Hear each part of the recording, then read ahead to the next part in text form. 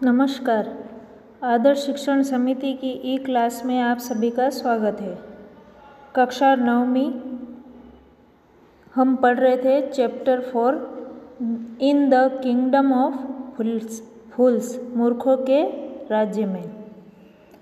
यह एक कन्नड़ा की फ्लोक टेल A.K. रामानुजन द्वारा लिखित कहानी है, जिसमें हमने फर्स्ट पैराग्राफ इससे पहले पढ़ा।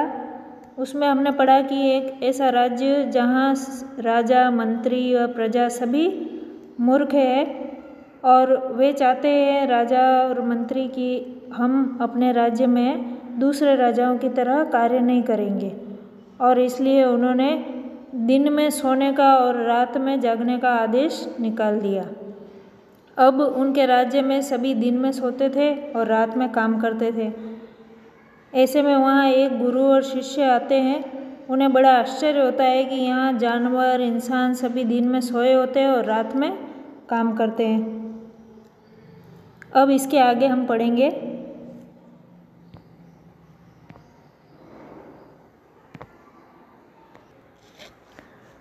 The two men were hungry. दोनों व्यक्ति भूखे थे। Now that the shops were open, they went to buy some groceries.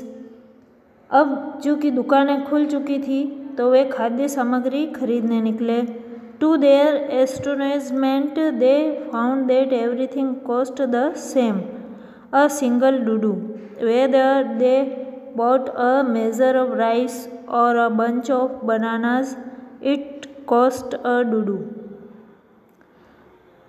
वे बड़े आश्चर्यचकित हुए। एस्टोनाइजमेंट का अर्थ है विस्मित होना, आश्चर्य होना। वे बड़े आश्चर्य में हुए कि जब उन्होंने पाया कि यहाँ हर चीज़ की कीमत समान थी, मात्र एक डूडू, सिर्फ अ सिंगल डूडू। चाहे चावल का नाप हो या राइस, मेज़र का अर्थ है नाप, चाहे चावल का नाप हो, अ बंच ऑफ बनाना, चाहे केले का एक गुच्छा लो, सबकी कॉस्ट है ना, कीमत अ डूडू है ना, एक डूडू थी। एक डूडू का अर्थ है कोई सिक्का जो वहाँ चलता था, उसका नाम डूडू था। The guru and his disciple were delighted. गुरु और उसका चेला दोनों खुश हो गए। They had never heard of anything like this. उन्होंने इस प्रकार की बात कभी सुनी नहीं थी। They could buy all the food they wanted for a rupee. उन्होंने अपनी आवश्यकता की वे सभी खाद्य सामग्री खरीद ली 1 रुपये में, जो उन्हें खरीदनी थी। When they had cooked and eaten, the Guru realized that this was a kingdom of fools, and it wouldn't be a good idea for them to stay there. जब उन्होंने खाना पकाकर खा लिया, तब गुरु ने यह महसूस किया कि यह कोई मूर्खों का राज्य है, और तब उन्होंने कहा कि wouldn't be a good idea for them to stay there, कि यहाँ उनके लिए ठहरने का विचार अच्छा नहीं है। This is no place for us. यह जगह हमारे लिए अच्छी नहीं है, हमारे लिए नहीं है यह जगह। लेट्स गो, चलो चले यहाँ से। He said to his disciple. उन्होंने उनके गुरु से कहा। But disciple didn't want to leave the place. लेकिन जो चेला था वह उस जगह को छोड़ना नहीं चाहता था। Everything was cheap here. क्योंकि यहाँ हर चीज़ सस्ती थी। चीप है ना, सस्ती। All he wanted was good cheap food.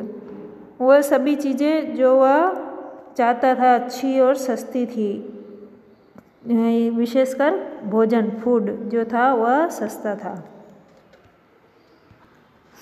The guru said, they are all fools. ये सभी मूर्ख हैं।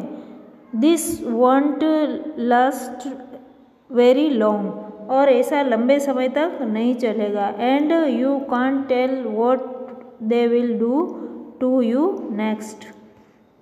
और कोई नहीं कह सकता है कि वे तुम्हारे साथ आगे कैसा बर्ताव करेंगे।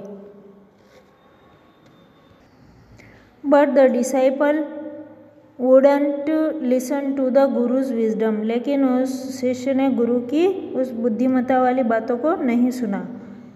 ही वॉन्टेड टू स्टे, वह वहीं रहना चाहता था।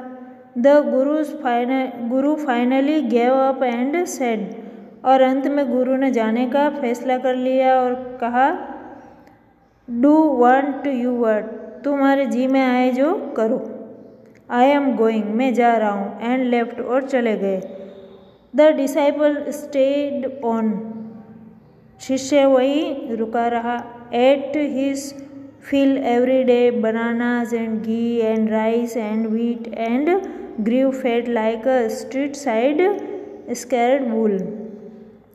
और डिसाइबल जब वहाँ रुका तो पीछे उसने क्या किया, ईट हिज fill every day, वह रोज अब उसकी मर्जी पड़े इतना खाता था। बनानास केले, घी, चावल और व्हीट यानी आटा, गेहूँ, अनाज। And grew fat like a street side scared bull, और ग्रीव फैट का अर्थ है मोटा हो गया। कितना मोटा हो गया, जैसे कोई गली का सांड होता है उस तरह से मोटा हो गया। अब उस शिष्य के ऊपर मुसीबत आने वाली थी। आगे क्या हुआ, one bright day a thief broke into a rich merchants house. एक दिन में एक चोर उस एक अमीर मर्चेंट यानी व्यापारी के घर में ब्रोक यानी दीवार तोड़कर घुसा। He had made a hole in the wall and sneaked in, उसने उस दीवार में एक होल किया और वह उसमें से घुस गया। And as he was carrying out his lot, और जब वह उसका सामान लेकर बाहर निकल रहा था, कैरिंग है ना लेकर, और आउट है ना बाहर की साइड जा रहा था, the wall of the old house collapsed on his head and killed him on the spot. और जो पुरानी दीवार थी उस मकान की, वह उसके सिर के ऊपर गिर गई और वह उसी समय मर गया। His brother ran to the king and complained, your highness, when my brother was pursuing his ancient trade, a wall fell on him and killed him। उसने कहा कि उसका भाई राजा को बोला उसने, योर हाइनेस, कि मेरा भाई है, वह अपना पुराना धंधा कर रहा था। एंशियंट ट्रेड का अर्थ है पुराना जो काम है वह कर रहा था, और उस समय उसके सिर पर दीवार गिर गई और वह मर गया। अब वो बोलता है राजा से कि this merchant is the blame, यह सब उस व्यापारी का दोष है। ब्लेम का अर्थ है दोष। He should have built a good strong wall, उसे एक अच्छी मजबूत दीवार बनानी थी। You must punish the wrong doer and compensate the family for his justice, और उसके जो परिवार है उसको न्याय दे या उसे कुछ जो उसका हर्जाना देने की कृपा करें, और जो रॉन्ग डूअर है जिसने गलती की उसे सजा दे। द किंग सेड, राजा कहता है, जस्टिस विल बी डन, न्याय किया जाएगा। डोंट वरी, चिंता मत करो। And at once summoned the owner of the house, और उसी समय उस मालिक को बुलाने के लिए भेज दिया, यानी उस व्यापारी को बुलाने के लिए उसने भेज दिया। समन का अर्थ है किसी को बुलावा भेजना। अब राजा उसको बुलवाता है और उससे सवाल करता है। When the merchant arrived the king questioned him, जब व्यापारी आता है तो राजा उससे प्रश्न करता है, व्हाट्स योर नेम, तुम्हारा नाम क्या है। Such and such your highness, ये है। सच एंड सच मतलब वो अपना सब कुछ बता देता है। Were you at home when the dead man burgled your house, जब मरे हुआ व्यक्ति चोरी कर रहा था, लूटपाट कर रहा था। बर्गल का अर्थ होता है चोरी करना, लूटना। जब लूटपाट कर रहा था तब तुम घर पे थे। यस माय लॉर्ड, हाँ my lord. He broke in and the wall was weak, उसने दीवार तोड़ी और दीवार कमज़ोर थी। इट फेल ऑन हिम, और वह उस पर गिर गई। द एक्यूज्ड प्लेस्ड गिल्टी, अपराधी अपना अपराध स्वीकार करता है। गिल्टी का अर्थ होता है दोष या, और प्लीज्ड है ना मानना, तो यह मानता है। Your wall killed this man's brother, तुम्हारी दीवार ने इसके भाई की जान ली। You have murdered a man, तुमने एक व्यक्ति की जान ले ली। We have to punished you, हम तुम्हें सजा देंगे। अब जो व्यापारी है वह अपनी जान बचाने के लिए उसने भी नया उपाय सोचा। Lord said the helpless merchant, I didn't put up the wall. अब वो व्यापारी बोलता है कि मालिक मुझे छोड़ दो, मैंने ये दीवार नहीं बनाई। It's really the fault of the man who built the wall, यह गलती सब उस व्यक्ति की है जिसने यह दीवार बनाई। He didn't build it right, उसने इसे सही नहीं बनाया। यू शुड पनिश्ड हिम, आपको उसे सजा देनी चाहिए। हु इज़ दैट, वह कौन है? My lord, this wall was built in my father's time, यह दीवार मेरे पिता के समय बनाई गई थी। आई नो द मैन, मैं उस व्यक्ति को जानता हूँ। He is an old man now, अब वह एक बूढ़ा व्यक्ति है।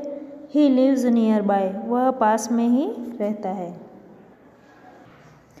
अब जब राजा उस दीवार बनाने वाले को बुलाकर लाता है और उससे भी पूछता है, ये सब जानकारी लेता है, कहता है हाँ, वो कहता है हाँ मैंने ही बनाई।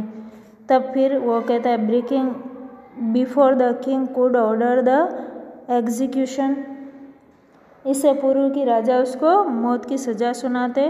द पुअर ब्रिकलेयर प्लीडेड, तो वह बेचारा जो दीवार बनाने वाला राजमिस्त्री था वह निवेदन करता है, please listen to me before you give your order, कृपया आप अपना ऑर्डर देने से पहले मेरी बात को सुन लें। It's true I built this wall and it was no good, यह बात सही है कि यह दीवार मैंने बनाई और यह अच्छी नहीं बनी थी। But that was because my mind was not on it, क्योंकि उस समय मेरा दिमाग उस पर नहीं था। I remember very well a dancing girl who was going up and down that street all day with her